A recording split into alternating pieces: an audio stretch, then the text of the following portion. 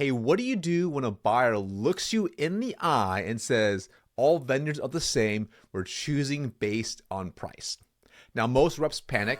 John, my client, didn't. And in this video, I'm gonna break down the exact moves you can make to flip that dynamic and win the deal anyways. Now, before we get into that, allow me to introduce myself. Hey, I'm Marcus Chan, former #1 sales director at Cintas Corporation, where I led a 110-person sales force to profitably deliver 190 million TCV each year. And now I'm a sales training coach of the fastest growing companies and reps in the world. Let's go and dive right in.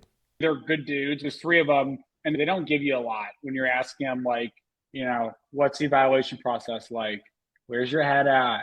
Yeah. If it were up to you, what would you do? Vendor of choice. Like, they just don't play that game. Yep. So I wanted your feedback, especially more towards how do you usually handle that when someone's not telling you a vendor of choice? Because they're like, oh, like all the vendors look the same. And I'm like, I know they do not look the same. And we've gone through why they don't look the same. And I can name all the reasons why. And he's just like, oh, they all look the same. It's just going to be price. Right. So like when we start talking about pricing, this was really frustrating because he wouldn't really give. I'm like, hey, aside from price or any objections, he goes, no, they all look the same, which again, we've gone through this. Yeah.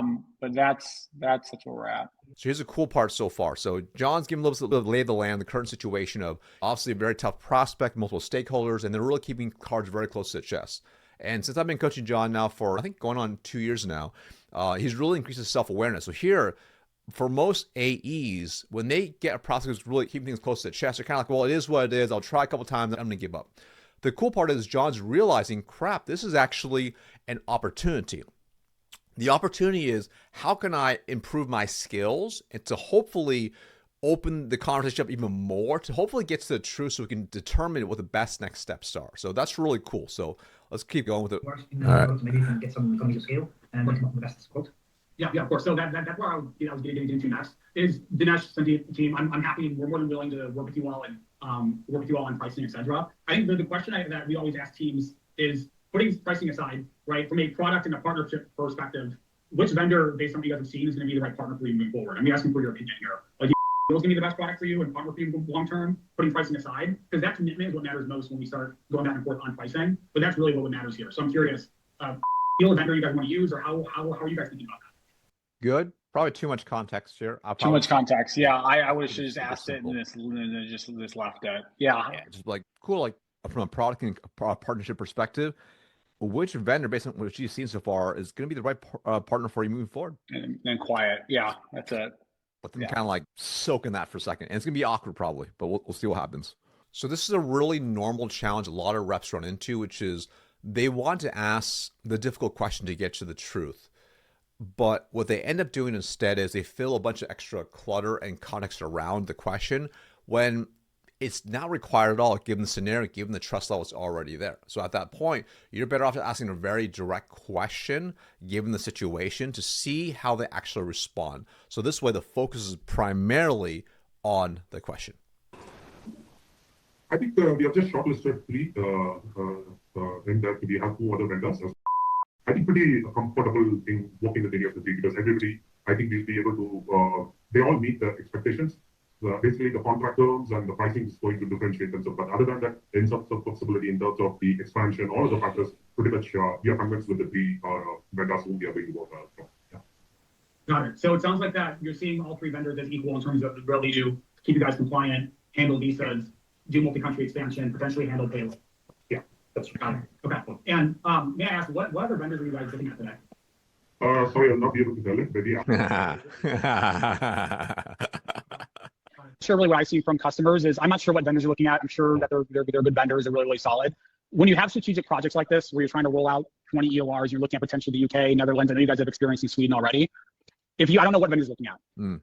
So he really didn't answer your question, right? So I wouldn't necessarily go into this whole spiel you're about to go into. Yeah. Because what's happening, he's essentially saying, hey, you and 2 other people are basically the same, I see, from a functional capabilities perspective. So now it's going to be pricing and everything else, which is a very like keep your cards close to the chest type of way of saying things, right? So I even though he won't tell you the vendors, which that's a great thing you asked, I would ask again. I would ask in a slightly different way than in terms of how they're going to decide. So that might sound something like, "Hey, no worries, totally get it." I'm just curious is all. Now, I am curious though, because you're saying all three of us are basically about the same. Does that sound right? Yeah, that sounds about right. And you're saying pricing and contract terms really is going to determine how you end up choosing. So let's just say, because sometimes this happens, what if all three are basically the same across the board from pricing and contract terms? If that's the case, how will you decide? Yeah, because then you corner them on the pricing. Yeah. Correct. So we're still trying to limit the pricing still because, he's essentially saying like from if he has certain check boxes, decision criteria, he's already decided, right? He's like, yep, these are the things already. But when everything else seems ultimately equal, either they're lean towards more one, or they might introduce other criteria. So we want to find out what those things are. So then how will you decide? Yeah, that's a really good question, and one I can ask when we talk next is like, yeah, okay. Like if everything is the same. Let's say pricing is the same, contract terms are exactly the same. Because at the end of the day, we all have relatively similar margins. That's just how things work. So if it's all end up the same, how will you decide amongst the three then? You just get them to kind of think it through. And if they don't know, they're like, yeah, I'm not really sure. It's like, okay, well, because my worry is, like it get down to this point where it's basically all seems to be the same. So how will you decide at that point? Yeah, that's a very good. That is a very good point. I like that because you ask for vendors, he says no to vendors, and you can ask for how they're going to decide aside from pricing. Okay. Yeah, because then at that point, if they still don't know, like you run the risk of just inaction, which is like, they just do nothing, right? They just because they're probably taking care of it somehow already today, right? They are a vendor. They they did it locally in Sweden, but it's not a scalable model. Okay. It's just very, very expensive. Yeah. So okay. So they probably have to do something then, right? But Yeah, they're going to need to do something. kind of like okay, cool, which is good. So that means they're in growth mode, which is great. So it's like okay, cool. Like so, then how will you decide? If they don't know, then you can, as a trusted advisor, hopefully offer up something to help them think it through. It might be like, well, hey, listen, like, can I share maybe a couple different ways to kind of look at things? Can I share maybe some other criteria that might be important for you, whether you go with us or somebody else? Okay. That is an objective way of deciding that might be relevant for them. Okay. That potentially will position you as a winner. Yeah.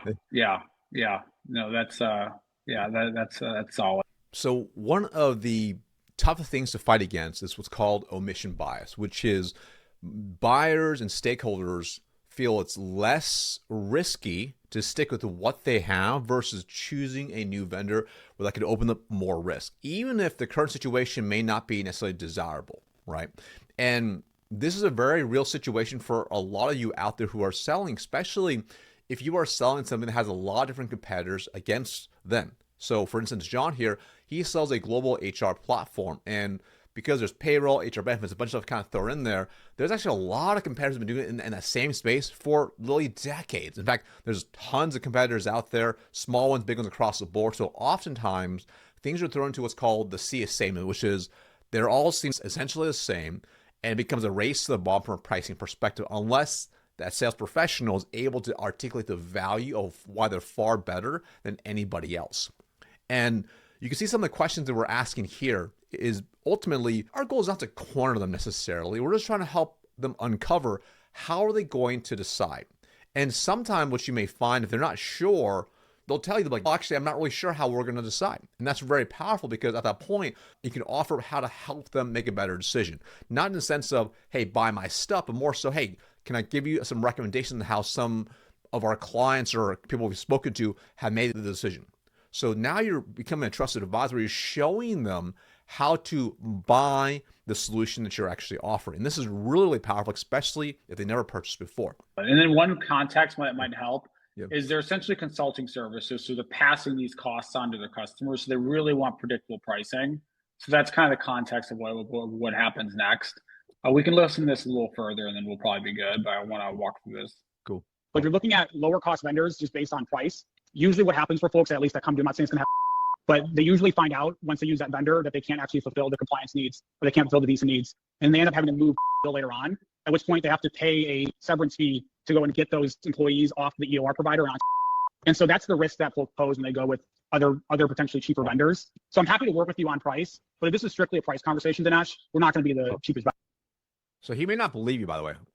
You telling him this. Totally. Right? Yeah.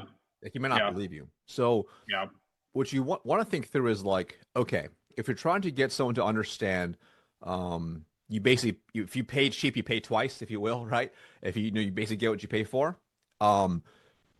Use an analogy that fits their business. That's a better way to go about it. I like that. You know, and I'll give you a really simple example, right? So you said they do consulting services, right, John? Correct. So you might say something like, okay, listen, so if it sounds like you're going to basically decide purely on price. Does that sound right? Because they might just be just a stickler, like, yeah, we're just going to do on price. Totally get that. Okay, so in your consulting practice, let's just talk about you. Are you the cheapest consultants across the board? And my guess is they're probably not. Is that probably safe to say they're probably like at least middle to high tier? Yeah, that would almost everyone says that. It's very rare. Someone's like, no, we're the cheapest. Everyone's like, yeah, we're like, we're middle, we're the highest. Cool. That makes perfect sense, right? So generally speaking, if you look at your consulting practice versus other ones, don't you all have relatively somewhat similar cost structure across the board? And obviously may vary depending on by country, but isn't it relatively similar? Yeah, capital, labor, et cetera. Cool. So let's just say, for example, if one of your competitors said they could do it for 50% less than you can do it, would that actually be possible to do?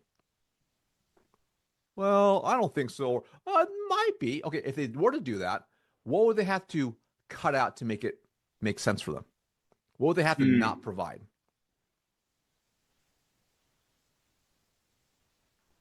So you get them to start realizing like, oh yeah, like I mean that means they're hiring the worst talent. They're the service is bad. They don't actually have people that actually know what they're doing. They don't have SMEs or whatever they might say, right?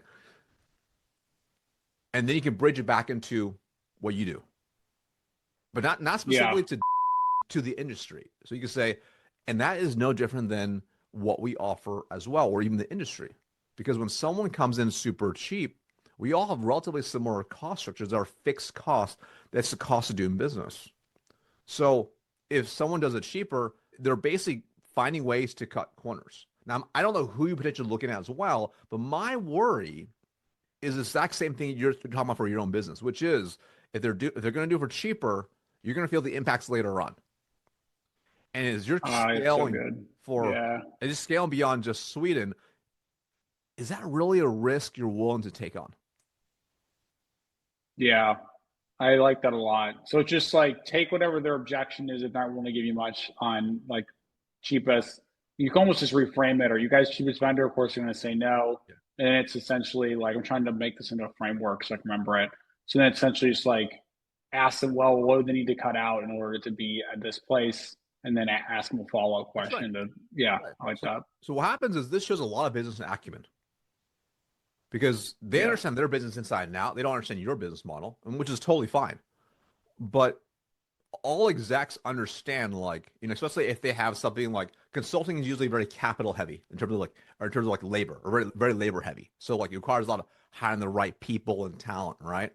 And yes, maybe they can hire from like other third world countries, et cetera, for some things, right? But generally speaking, if you want really quality talent, you're probably going to pay pretty high for it. So they all have somewhat similar cost structure. So if you can put it back in their, whatever they sell, they could be selling widgets, same thing.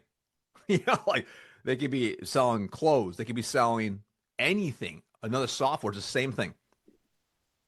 Like they all have relatively similar things. So you put it back into whatever business model they're in and paint the picture of what would happen if a competitor came in at half the cost. Yeah. But you get them to say it. That's a key. Yeah, because then they're more open. Because okay. Yep. Because I feel like this totally fell flat. Even as I was saying it, I'm like, they're totally not listening to me right now. Yeah, so that's why when you tell them things, they don't believe it. But if they say it, it must be true. Oh, it's a good one. One of the best things you can do as a sales professional is translate what you're saying into language that they actually understand. And analogies are bridges to help them understand something you're trying to get across.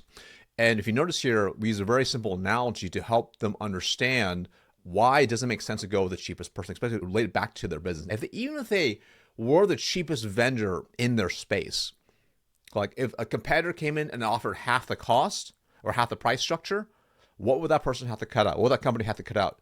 Could they actually deliver at the same level, right? That's the first piece. That's really important to understand. The second piece is, notice even as I'm role playing with John, I'm not telling the prospect, the quote unquote prospect here, what to believe in the analogy. I'm stating things and I'm turning them back into questions to get them to answer back and understand, internalize what's going on. Like, I want you to think about it. Think back to when you were back in school. You know, what do teachers do all the time? They ask you questions. And then when they ask you questions, what happens? You raise your hand or you think the answer. And this is how humans work across the board. So this is really powerful. You can see an example here where John's working with a prospect who I believe is actually based in India, but has businesses all around the world, right? Like Sweden. But this type of principle can still work. It helps you open them up to understand. Now, the third piece I want to bring up as well is, notice here, this conversation now is about business. This is not about the cost of what you sell or about your profit margin. It's about understanding business. And when you have business conversations with execs, they respect that and they understand it too, especially when you put it into their world. So whenever you're struggling to convey something across the board to your prospects, think through, hey, how can I adjust how I ask? How can I adjust the framing? How can I adjust the language I use to portray the thing that I'm trying to get across the table to them? Vendor. And so that's what you guys are looking at. What you're buying was the certainty that the project is going to work. You're going to get your visas, you're going to onboard on time, and you're going to be able to meet your client needs. And so that's really what you guys are paying for, is certainty. And so I'm curious, like, is pricing the number one factor here? Because if it is, we're not going to be the cheapest that you guys are looking at, Dinesh.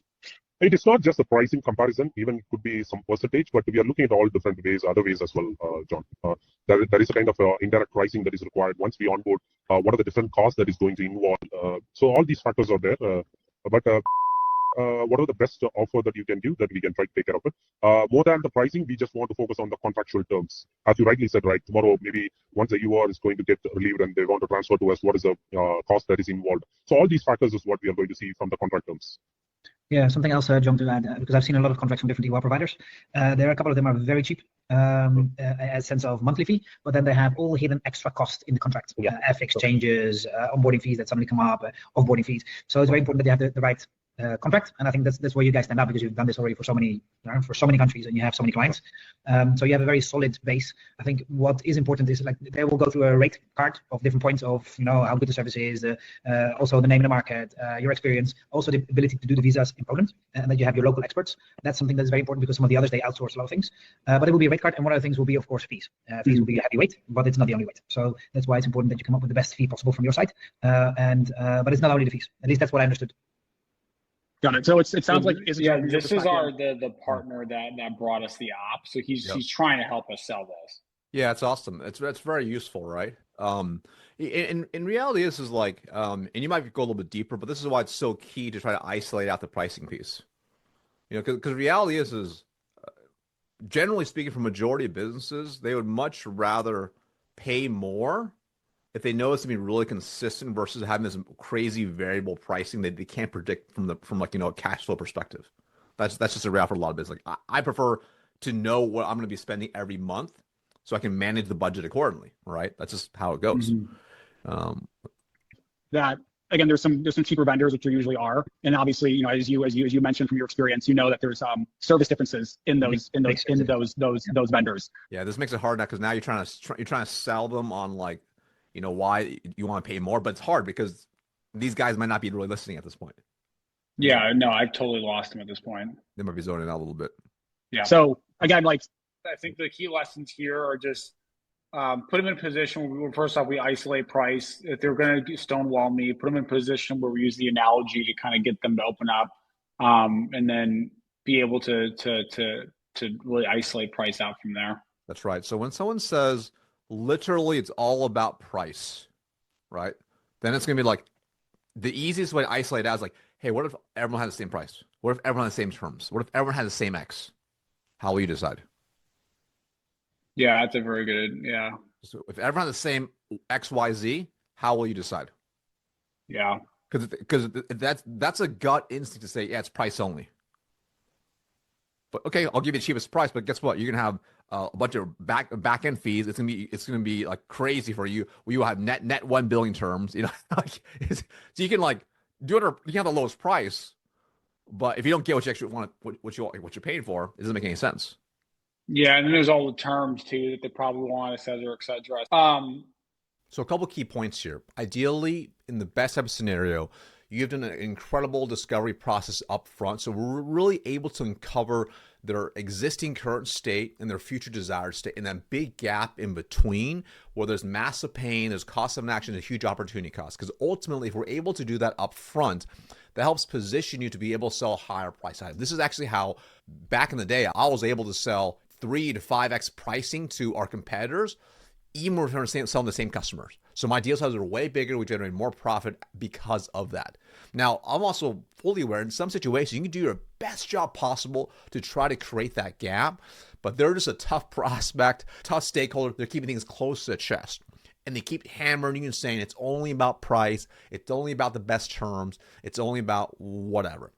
And that type of framing where if you said if everything was equal, how will they decide is powerful because it helps you identify their decision criteria. Now, I'll tell you again, because sometimes the mistake some reps make is they still just do a subpar discovery and they get lumped into the same and then try for that same move.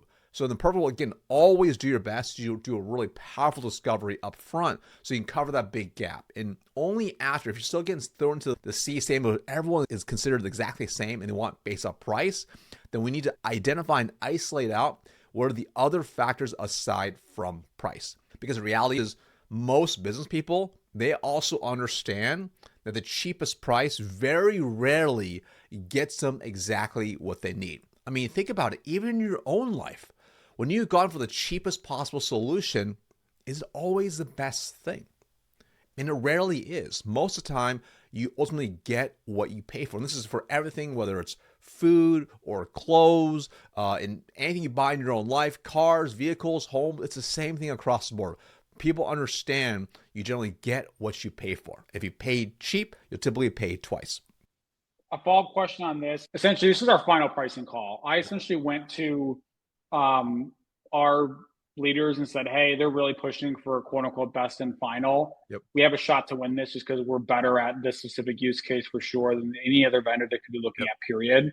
And we've proven that out, at least in the demos, at least I think we have. Mm-hmm. So one option we have is to put in a opt-out clause that essentially is like, hey, if we don't hit your milestones for onboarding, because we've done this a million times, like you can opt out.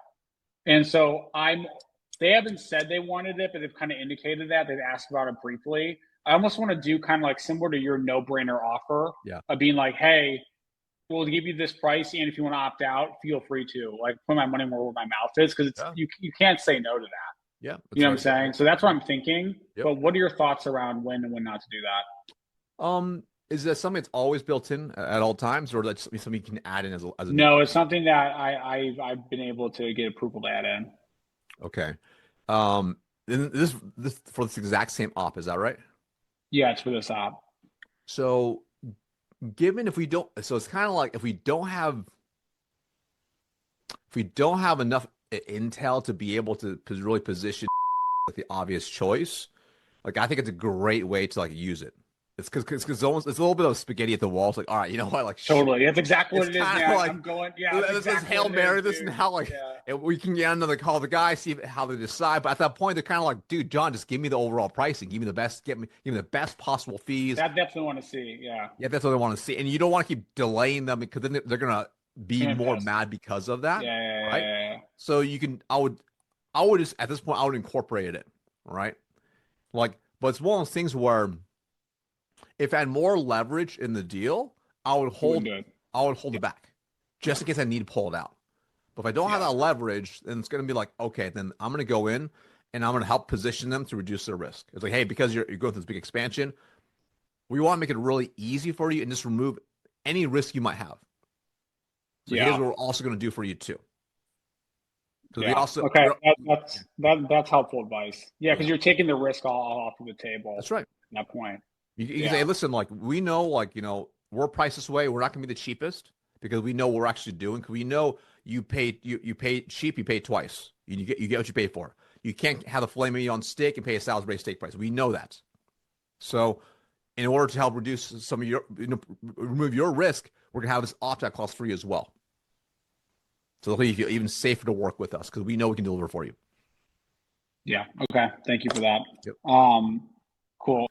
So John had a really great follow-up question here, which is how to negotiate and leverage some of the things he has at play to hopefully get the deal over a line. And I want to point out a couple key things, right? Because ultimately, the person who wants to deal the most is a person that loses typically, right? And I say that kind of jokingly, right? Because obviously you want to have a win-win situation, but the reality is we want to be detached from the situation, right? And that's why we always want to do our best job and put our best foot forward up front with an incredible discovery process, position yourself as the best possible vendor and create that separation gap so you can charge premium pricing that's highly profitable for the business. That's always the most ideal situation. And in situations like that, if you have extra cards that you can play as part of negotiation levers, typically you're not going to want to pull them out arbitrarily and try to throw it all out on the table.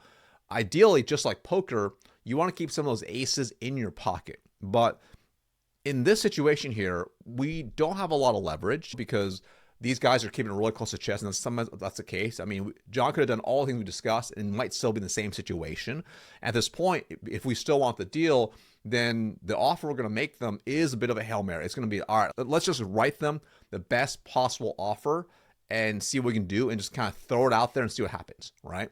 And they might get it, they may not get it, right? But it's understanding when to use these type of cards is what positions you to be a trusted advisor or someone who has to depend on these gimmies to get deals over the line. Okay, so there you have it. So you can see some of the very tactical coaching that I gave John how to deal with a tough prospect who is all about price. And the really cool part is we went through a lot of different word tracks that you can take and you can adopt and apply to what you sell. And the beautiful part is you can leverage these strategies for any tough prospects you have, especially if they're focused heavily on the price point.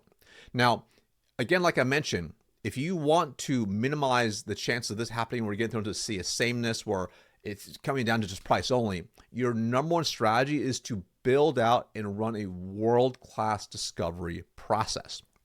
So if you want to see exactly how we run a discovery process that closes at over 40% consistently, then you definitely want to check out this next video right up here.